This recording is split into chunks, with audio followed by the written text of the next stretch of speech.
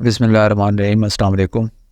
کچھ اسٹوڈنٹس میرے ساتھ کنیکٹڈ ہیں اور ہم لوگ مل جل کر کچھ نہ کچھ نیا سیکھنے کی کوشش کرتے رہتے ہیں۔ کچھ ٹائم سے میں ان کے سوالات کو بہت غور سے دیکھ رہا ہوں اور میں اس نتیجے پہ پہنچا ہوں کہ ان کے سوالات کی ایک بڑی تعداد لینگویج ماڈلز کے بارے میں ہوتی ہے، چاہے وہ چیٹ جی پی ٹی ہو یا جیمنائی ہو یا کوئی بھی ماڈل ہو۔ اگرچہ مختلف قسم کے سوالات ہوتے ہیں، لیکن اگر ہم ان کو سادہ کرنے کی کوشش کریں، ان سوالات کو ان کی ایک سادہ شکل میں کنورٹ کریں، تو وہ سوال بنتا ہے کہ لینگویج ماڈل کیا ہے، what is L L M. چھوٹا سا سوال ہے، لیکن اگر اس سوال کا جواب انہیں مل جائے تو ان کے تمام سوالات کے جواب انہیں مل جائیں گے، کیونکہ یہ سوال تو چھوٹا ہے لیکن اس کا جواب اتنا چھوٹا نہیں ہے۔ اگر کوئی بھی شخص لینگویج ماڈل کو مکمل طور پر سمجھ جاتا ہے تو لینگویج ماڈل سے متعلقہ اس کے تمام سوالات کا جواب اسے مل جائے گا۔ اسی چیز کو دیکھ کر میں نے یہ سیشن ریکارڈ کرنے کا فیصلہ کیا ہے۔ حالانکہ ایک سیشن میں اس کا جواب دینا ممکن نہیں ہے، لیکن میری کوشش ہوگی کہ جس حد تک ممکن ہے میں اس کی تفصیل بتا سکوں، کم از کم لینگویج ماڈلز کا تعارف لازمی کروا دوں۔ اگر یہ سیشن بینیفیشل رہا اور اس کی ڈیمانڈ ہوئی تو میں انشاءاللہ اس سلسلے کو مزید آگے بڑھاؤں گا، کیونکہ اس سوال کا جواب ایک سیشن کے اندر دینا ممکن نہیں ہے۔ تو ایل ایل ایمز یا لارج لینگویج ماڈلز جب سے آئے ہیں، ان ماڈلز نے مشینوں کو انسانوں کی زبان کو بہتر طور پر سمجھنے کے قابل بنا دی ہے۔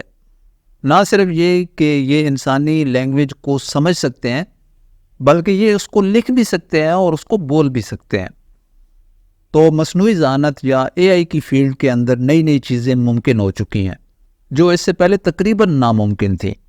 ہم نے کبھی ان کے بارے میں سوچا ہی نہیں تھا، لیکن چونکہ اب مشینیں انسانی لینگویج کو سمجھ سکتی ہیں تو اب بہت ساری نئی چیزیں ممکن ہو گئی ہیں۔ یعنی اے آئی کی فیلڈ کے اوپر ان لارج لینگویج ماڈلز کا بہت زیادہ ایفیکٹ ہوا ہے، اور صرف اے آئی کی فیلڈ کے اوپر نہیں بلکہ باقی بھی تمام جتنی فیلڈز ہیں ان کے اوپر بھی اس چیز کا اثر ہوا ہے۔ مثال کے طور پر کسی کمپنی میں کوئی شخص بیٹھا ہوا ہے جو کسٹمرز کی کیوریز کو ہینڈل کرتا ہے، کسٹمر کی بات سنتا ہے، اس کو سمجھ کے اس کو کوئی چیز سجیسٹ کرتا ہے۔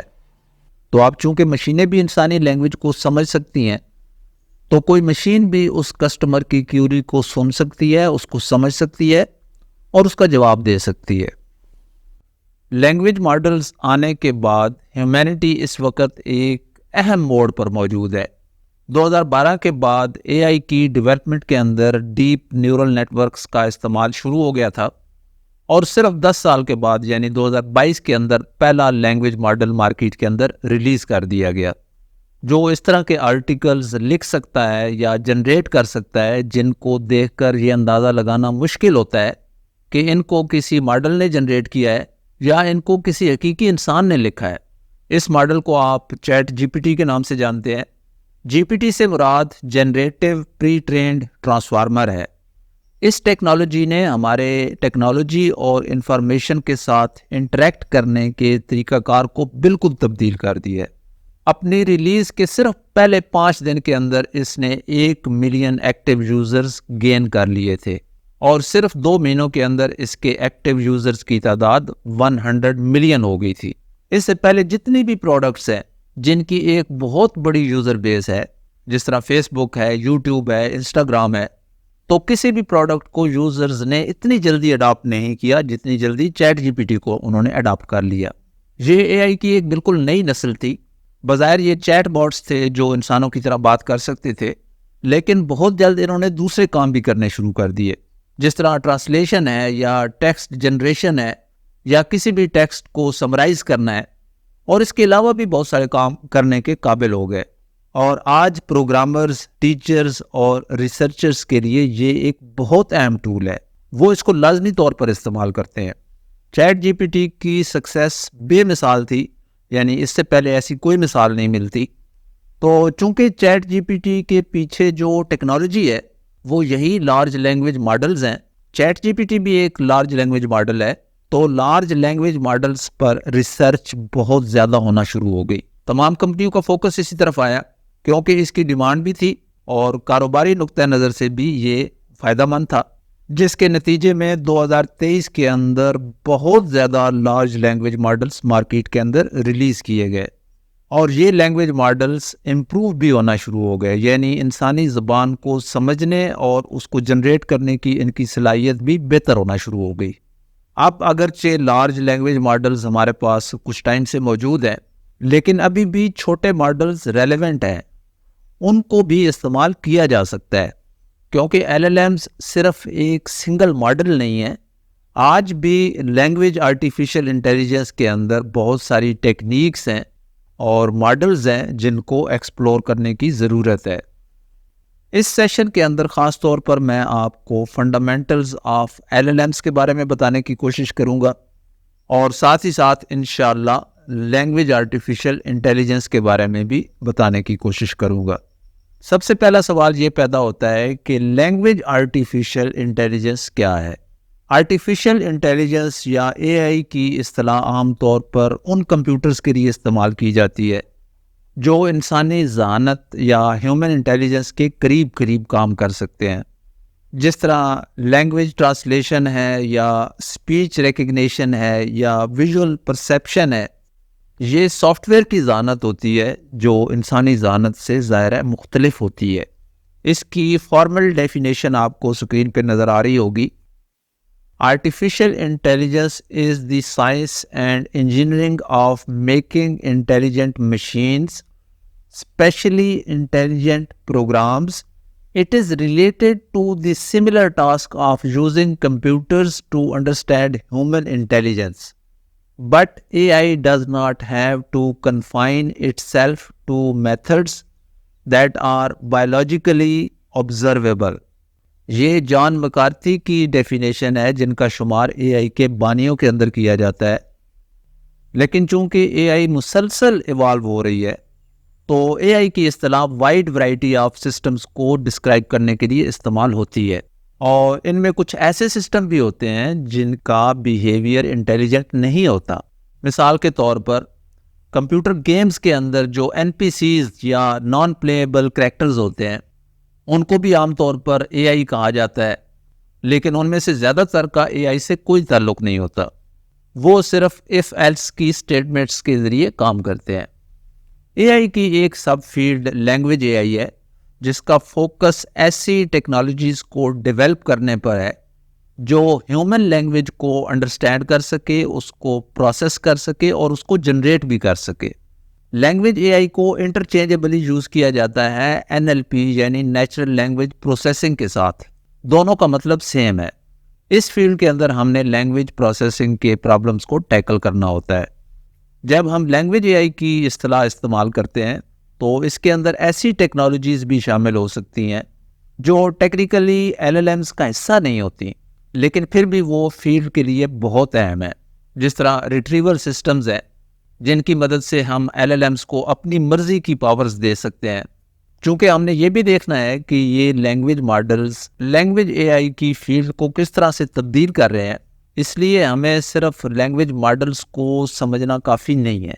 لیکن فی الحال ہم اس سوال کا جواب ڈھونڈنے کی کوشش کرتے ہیں، what are large language models? اس سوال کا جواب جاننے کے لیے آپ کو لینگویج اے آئی کی ریسنٹ ہسٹری کا جاننا بھی ضروری ہے، جو آپ کو اسکرین پر نظر آ رہی ہے۔ ہیومن لینگویج یا ٹیکسٹ کو سمجھنا کمپیوٹر کے لیے ہمیشہ سے ایک مسئلہ رہا ہے، کیونکہ ٹیکسٹ کی نیچر انسٹرکچرڈ ہے، اور جب ہم اس کو زیروز اور ونز کے ذریعے ریپرزینٹ کرتے ہیں تو اس کا میننگ لاس ہو جاتا ہے، کمپیوٹر اس کا مطلب سمجھ نہیں پاتا۔ اسی وجہ سے لینگویج اے آئی کی ہسٹری کے اندر جو مین فوکس تھا وہ یہ تھا کہ لینگویج کو کسی اسٹرکچرڈ فارمیٹ کے اندر ریپرزینٹ کیا جا سکے تاکہ کمپیوٹر اس کو آسانی سے استعمال کر سکیں۔ لینگویج اے آئی کے جو ٹاسک ہوتے ہیں ان کی ایگزامپلس آپ کو اسکرین پر نظر آ رہی ہوں گی۔ ہماری لینگویج اے آئی کی ہسٹری جس ٹیکنیک سے سٹارٹ ہوتی ہے اس کو کہا جاتا ہے بیگ آف ورڈز۔ یہ ایک طریقہ ہے جس کے ذریعے ہم انسٹرکچرڈ ٹیکسٹ کو ریپرزینٹ کر سکتے ہیں۔ اس کی ابتدا تو کہیں 1950 کے لگ بھگ ہو گئی تھی، لیکن یہ زیادہ پاپولر ایئر 2000 کے بعد یعنی 21ویں صدی کے اندر زیادہ پاپولر ہوا۔ فرض کریں ہمارے پاس دو سینٹینسز ہیں، جن کے لیے ہم نومیریکل ریپریزنٹیشنز کریٹ کرنا چاہتے ہیں، تو بیگ آف ورڈز کے اندر پہلا سٹیپ ٹوکنائزیشن ہے، یعنی سینٹینسز کو انڈیویجول ورڈز یا سب ورڈز یعنی ٹوکنز کے اندر سپلٹ کر دینا، جیسا کہ آپ کو اسکرین پر نظر آ رہا ہے۔ اور ٹوکنائزیشن کے لیے سینٹینس کو سپلٹ کرنے کا جو عام طریقہ استعمال ہوتا تھا وہ وائٹ سپیسز، یا جس کو آپ سپیس بھی کہہ سکتے ہیں، کسی بھی سینٹینس کو وائٹ سپیس سے سپلٹ کر کے ایک ٹوکن کریٹ ہو جاتا تھا۔ اس کے کچھ ڈس ایڈوانٹیجز بھی تھے، کیونکہ دنیا میں کچھ ایسی لینگویجز بھی ہیں جن کے انڈیویجول ورڈز کے اندر وائٹ سپیسز موجود نہیں ہوتی۔ انشاءاللہ جب یہ سیریز آگے بڑھے گی تو ہم ٹوکنائزیشن کی ڈیٹیل میں بھی جائیں گے اور یہ دیکھیں گے کہ یہ ٹیکنیک لینگویج ماڈلز پر کس طرح اثر ڈالتی ہے۔ جس طرح آپ کو اسکرین پر نظر آ رہا ہے، ٹوکنائزیشن کے بعد ہم ہر سینٹینس کے یونیک ورڈز کو اکٹھا کرتے ہیں اور ایک وکیبلری کریٹ کرتے ہیں۔ اسی وکیبلری کو استعمال کر کے ہم اپنے سینٹینسز کو ریپریزنٹ کر سکتے ہیں۔ اسی وکیبلری کو استعمال کرتے ہوئے ہم سمپلی کاؤنٹ کرتے ہیں کہ کوئی بھی ورڈ ایک سینٹینس کے اندر کتنی دفعہ ظاہر ہوا ہے۔ جس طرح ورڈز کا ایک بیگ بنایا جاتا ہے، جیسا آپ کو سکرین پر نظر آ رہا ہے، بیگ آف ورڈز ماڈل کا مقصد ٹیکسٹ کی نومیریکل ریپریزنٹیشن بنانا ہے، جس کو ویکٹر یا ویکٹر ریپریزنٹیشنز بھی کہا جاتا ہے۔ ایسے ماڈلز کو ریپریزنٹیشن ماڈلز بھی کہا جاتا ہے۔ اگرچہ بیگ آف ورڈز ایک بہت پرانا طریقہ ہے، ابھی بھی یہ مکمل طور پر ابسولوٹ نہیں ہوا، کہیں کہیں ہم ریسنٹ لینگویج ماڈلز کے ساتھ بھی اس کو استعمال کر سکتے ہیں۔ جب ہماری یہ سیریز آگے بڑھے گی تو اس چیز کو بھی ہم انشاءاللہ تفصیل سے دیکھیں گے۔ بیگ آف ورڈز کو آپ ایک ایلیگنٹ اپروچ کہہ سکتے ہیں، لیکن اس کے اندر بھی فلا موجود ہے۔ یہ لینگویج کو literal bag of words consider کرتا ہے، ٹیکسٹ کی سیمنٹک نیچر یا میننگ کو بالکل اگنور کر دیتا ہے۔ ٹیکسٹ کے میننگ کو ایمبیڈنگ کے اندر کیپچر کرنے کی پہلی کامیاب کوشش 2013 میں کی گئی۔ ورڈ ٹو ویک وہ پہلا ایمبیڈنگ ماڈل تھا۔ ایمبیڈنگز ڈیٹا کی وہ ویکٹر ریپریزنٹیشنز ہوتی ہیں جو اس کے میننگ کو کیپچر کرنے کی کوشش کرتی ہیں۔ سیمنٹک ریپریزنٹیشن کو لرن کرنے کے لیے ورڈ ٹو ویک ماڈل کو ایک بہت بڑے ٹیکسچول ڈیٹا پر ٹرین کیا جاتا ہے، جس طرح ویکیپیڈیا ہے۔ سیمنٹک ریپریزنٹیشنز کو جنریٹ کرنے کے لیے word to vec model neural networks کو استعمال کرتا ہے۔ نیورل نیٹ ورکس کے اندر نوڈز کی انٹر کنیکٹڈ لیئرز ہوتی ہیں جو انفارمیشن کو پروسیس کرتی ہیں، جس کی شکل آپ کو سکرین پر نظر آ رہی ہے۔ نیورل نیٹ ورکس کے اندر بہت زیادہ لیئرز ہو سکتی ہیں، جہاں پر ہر کنیکشن کا اس کے ان پٹ کے لحاظ سے ایک خاص ویٹ ہو سکتا ہے۔ انہی ویٹس کو عام طور پر ماڈل کے پیرامیٹرز بھی کہا جاتا ہے۔ انہی نیورل نیٹ ورکس کو استعمال کر کے word to vec word embeddings generate کرتا ہے، اور ورڈ ایمبیڈنگز جنریٹ کرتے ہوئے وہ یہ دیکھتا ہے کہ کون سے دوسرے ورڈز ہیں جو ایک سینٹینس کے اندر اس ورڈ کے بعد آ سکتے ہیں، یعنی نیکسٹ ورڈ کا اندازہ لگاتا ہے۔ سب سے پہلے ہم اپنی وکیبلری کے اندر موجود ہر ورڈ کو ایک ویکٹر ایمبیڈنگ اسائن کرتے ہیں۔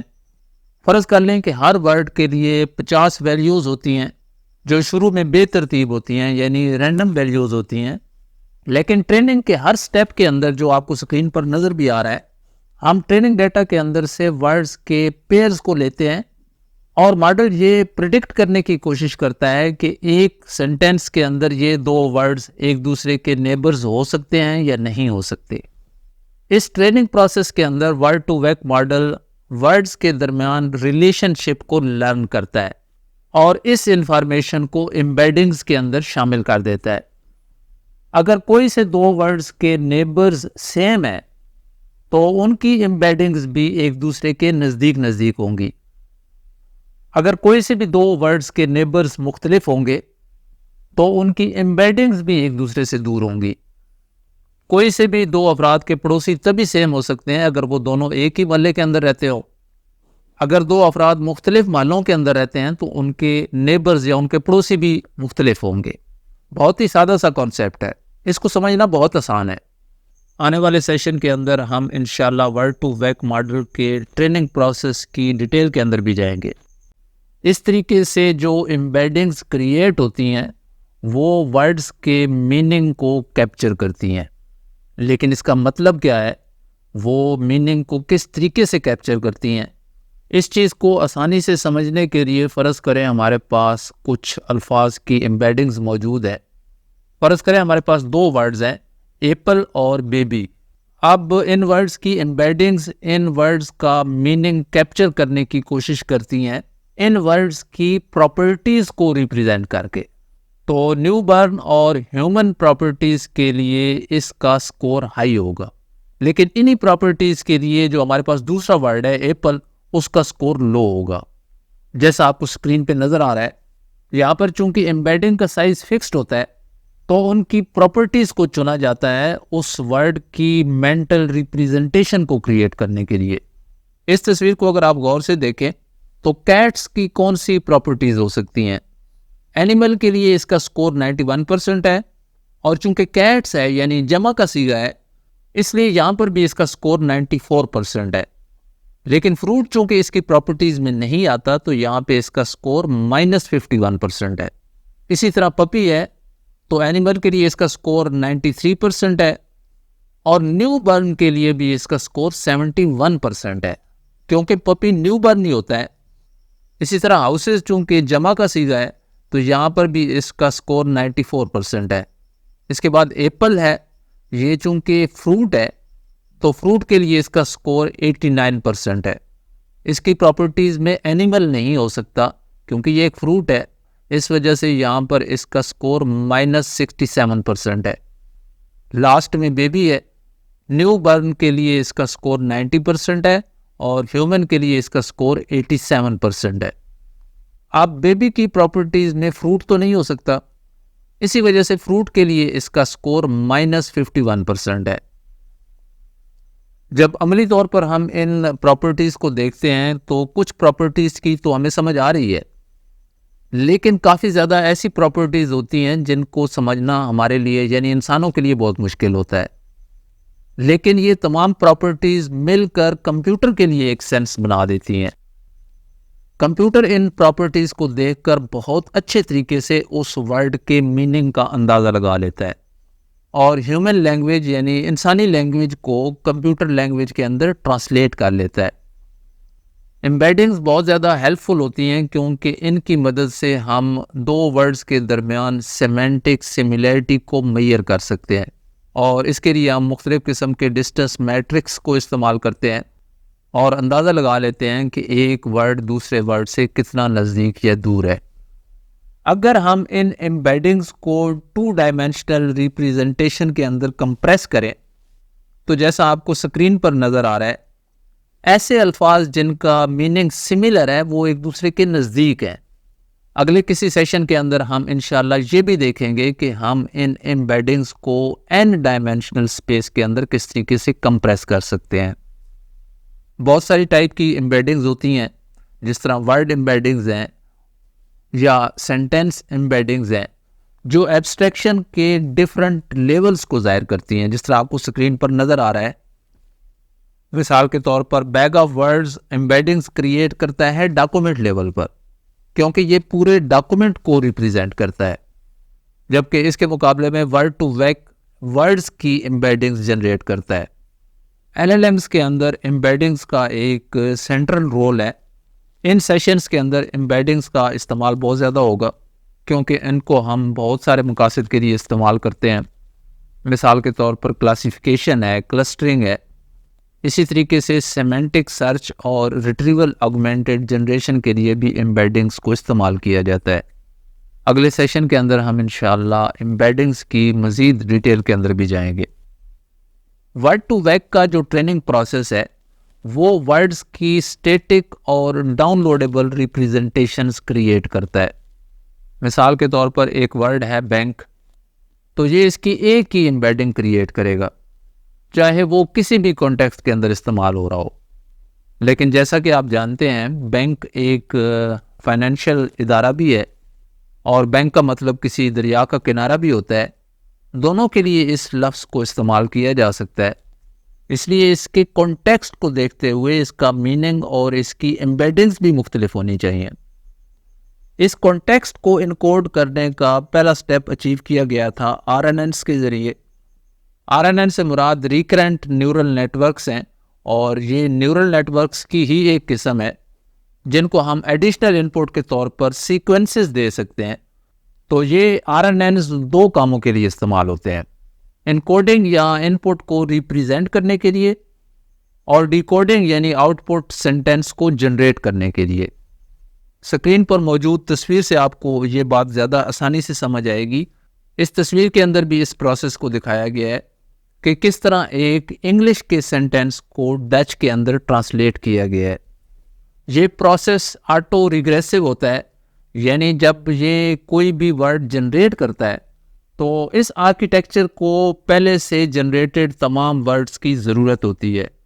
یہ پروسیس بھی آپ کو سکرین پر نظر آ رہا ہے۔ پہلے سٹیپ کے اندر جو ورڈ جنریٹ ہوگا وہ دوسرے سٹیپ کے انپٹ کے اندر شامل ہو جائے گا، اور دوسرے سٹیپ میں اگلا ورڈ جنریٹ ہوگا، اور اسی طرح تیسرے سٹیپ کے اندر یہ دونوں جنریٹڈ ورڈز انپٹ کے اندر شامل ہوں گے اور تیسرا ورڈ جنریٹ ہوگا۔ پھر چوتھے سٹیپ کے اندر یہ تینوں جنریٹڈ ورڈز انپٹ کے اندر چلے جائیں گے اور چوتھا ورڈ جنریٹ ہوگا۔ انکوڈنگ سٹیپ کا مقصد یہ ہوتا ہے کہ انپٹ کو ریپریزنٹ کیا جائے اور ساتھ ہی ساتھ کانٹیکسٹ کو بھی امبیڈنگ کی صورت میں جنریٹ کیا جائے، جنہیں بعد میں ڈیکوڈر کو انپٹ کے طور پر دیا جائے گا۔ اس ریپریزنٹیشن کو کریٹ کرنے کے لیے یہ امبیڈنگز کو انپٹس کے طور پر لیتا ہے، جس کا مطلب یہ ہے کہ ہم انیشیل ریپریزنٹیشنز کے لیے ورڈ ٹو ویک کو استعمال کر سکتے ہیں، جیسا کہ آپ کو سکرین پر نظر آ رہا ہے۔ اس تصویر کے اندر یہ پورا پروسیس دکھایا گیا ہے۔ یہاں پر انپٹس کو سیکوینشلی پروسیس کیا جاتا ہے، یعنی ایک ٹائم پر ایک، اور اسی طریقے سے آؤٹ پٹ کے اندر بھی ہوتا ہے۔ لیکن کانٹیکسٹ امبیڈنگ کا یہ طریقہ بہت زیادہ لمبے سینٹینسز کے لیے کارآمد نہیں ہے، کیونکہ یہ ایک سنگل امبیڈنگ ہوتی ہے جو مکمل انپٹ کو ریپریزنٹ کر رہی ہوتی ہے۔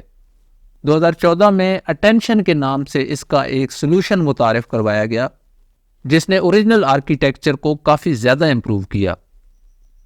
جیسا آپ کو تصویر میں نظر آ رہا ہے، اٹینشن کی مدد سے ماڈل انپٹ سیکوینس کے مختلف پارٹس پر فوکس کر سکتا ہے جو ایک دوسرے سے ریلیونٹ ہے، اور ان کے سگنلز کو ایمپلیفائی کر دیتا ہے، یعنی ان کو بڑھا دیتا ہے۔ اس سے ہمیں پتہ چل جاتا ہے کہ کسی بھی دیے گئے سینٹینس کے اندر کون سے ایسے ورڈز ہیں جو زیادہ اہم ہیں۔ جن ورڈز کی ہائی اٹینشن ہے ان کو ڈارک کلر سے دکھایا گیا ہے، اور جو اٹینشن کم ہوتی جاتی ہے تو کلر بھی لائٹ ہوتا جاتا ہے۔ مثال کے طور پر لاما کا جو ڈچ لینگویج کے اندر متبادل لفظ ہے، ان دونوں کے درمیان اٹینشن ہائی ہے۔ اسی طرح لو کا جو متبادل لفظ ڈچ لینگویج کے اندر استعمال ہوتا ہے، ان دونوں ورڈز کے درمیان بھی اٹینشن ہائی ہے۔ اسی طرح آئی کا جو متبادل لفظ ڈچ لینگویج کے اندر ہے، ان دونوں ورڈز کے درمیان بھی اٹینشن ہائی ہے، لیکن دوسرے ورڈز کے درمیان اٹینشن لو ہے، کیونکہ وہ ایک دوسرے سے ریلیٹڈ نہیں ہے۔ جب یہ سیریز انشاءاللہ آگے چلے گی تو ہم اٹینشن میکنزم کی ڈیپتھ کے اندر بھی جائیں گے۔ جب یہ اٹینشن میکنزم ہم ڈیکوڈر سٹیپ کے اندر ایڈ کرتے ہیں تو RNN ہر انپٹ ورڈ کے لحاظ سے سگنلز جنریٹ کر سکتا ہے، اسی سیکوینس کے اندر جو پوٹینشیل آؤٹ پٹ کا ہو سکتا ہے۔ ڈیکوڈر کو صرف کانٹیکسٹ امبیڈنگ پاس نہیں کی جاتی، بلکہ اسے انپٹ ورڈز کی ہڈن سٹیٹس پاس کی جاتی ہیں۔ یہ پروسیس بھی آپ کو تصویر کے اندر بالکل واضح ہے۔ اس کے نتیجے میں جنریشن کے دوران RNN ان ورڈز کو یاد رکھتا ہے جن کو اس نے لازمی طور پر اٹینڈ کرنا ہوتا ہے، اور اچھے طریقے سے اس کو ٹرانسلیٹ کر دیتا ہے۔ ورڈ ٹو ویک کے مقابلے میں یہ آرکیٹیکچر ٹیکسٹ کی سیکوینشل نیچر اور کانٹیکسٹ کو ریپریزنٹ کرتا ہے، اور اس کے لیے یہ کمپلیٹ سینٹینس کو اٹینڈ کرتا ہے۔ لیکن یہ سیکوینشل نیچر ٹریننگ کو سلو کر دیتی ہے، کیونکہ اس کے اندر ہم پیراللائزیشن نہیں کر سکتے، جس کو آپ متوازی عمل بھی کہہ سکتے ہیں۔ آپ یوں کہہ سکتے ہیں کہ یہ ٹریننگ سیریز میں ہوتی ہے، یعنی ایک کے بعد ایک، جس طرح لائن میں لوگ گزر رہے ہوتے ہیں ایک کے بعد دوسرا۔ پیرالل کا مطلب یہ ہے کہ ہم 3 یا 4 لائنیں بنا دیں تو ایک ہی ٹائم پہ 3 یا 4 لوگ گزر رہے ہوں گے. تو یہاں پر یہ لمیٹیشن آ جاتی ہے کہ پیراللائزیشن ممکن نہیں ہے. اٹینشن کی جو اصل پاور ہے جس کی وجہ سے لینگویج ماڈل وہ خصوصیات حاصل کرنے کے قابل ہوئے جو حیران کن ہے. لینگویج ماڈلز کی جو آج شکل موجود ہے اس کے پیچھے یہی اٹینشن موجود ہے. یہ اٹینشن 2017 کے اندر ریلیز ہوئی اور اس کا مشہور زمانہ پیپر ہے جس کا ٹائٹل ہے attention is all you need. اگر آپ کی دلچسپی ہو تو آپ اس کو پڑھ سکتے ہیں. اس پیپر کے آتھرز نے ایک نیٹ ورک آرکیٹیکچر پرپوز کیا تھا جس کا نام انہوں نے ٹرانسفارمر رکھا اور یہ مکمل طور پر اسی اٹینشن میکنزم کے اوپر بیس کرتا ہے. اور جو ابھی میں نے آپ کو RNNs کے بارے میں بتایا ہے اس آرکیٹیکچر کے اندر RNNs کو ریموو کر دیا گیا ہے اور RNN کے مقابلے میں ٹرانسفارمرز کو پیرالل بھی ٹرین کیا جا سکتا ہے جس کی وجہ سے ٹریننگ کی سپیڈ کے اندر بہت زیادہ اضافہ ہو گیا. ٹرانسفارمر کے اندر انکوڈنگ اور ڈیکوڈر کمپوننٹس ایک دوسرے کے اوپر سٹیک ہوتے ہیں جو آپ کو تصویر کے اندر بھی بالکل واضح نظر آ رہا ہے. یہ آرکیٹیکچر بھی آٹو ریگریسو ہوتا ہے یعنی اس کو بھی پہلے سے جنریٹڈ ورڈ دوبارہ چاہیے اگلا ورڈ جنریٹ کرنے کے لیے. دونوں انکوڈر اور ڈیکوڈر بلاک اسی اٹینشن میکنزم کو استعمال کرتے ہیں. RNN کے جن اٹینشن فیچرز کے بارے میں نے آپ کو بتایا تھا وہ یہاں پر استعمال نہیں کیے جاتے. ٹرانسفارمر کے انکوڈر بلاک کے اندر 2 پارٹس ہوتے ہیں. پہلا سیلف اٹینشن ہے اور دوسرا ایک feed forward neural network ہوتا ہے. یہ دونوں پارٹ تصویر میں بالکل واضح ہیں. سیلف اٹینشن کی خاص بات یہ ہے کہ یہ ایک سنگل سیکوینس کے اندر ڈیفرنٹ پوزیشنز کو اٹینڈ کر سکتا ہے. اس لیے یہ زیادہ آسانی سے اور زیادہ ایکوریٹلی ان پٹ سیکوینس کو ریپریزنٹ کر سکتا ہے.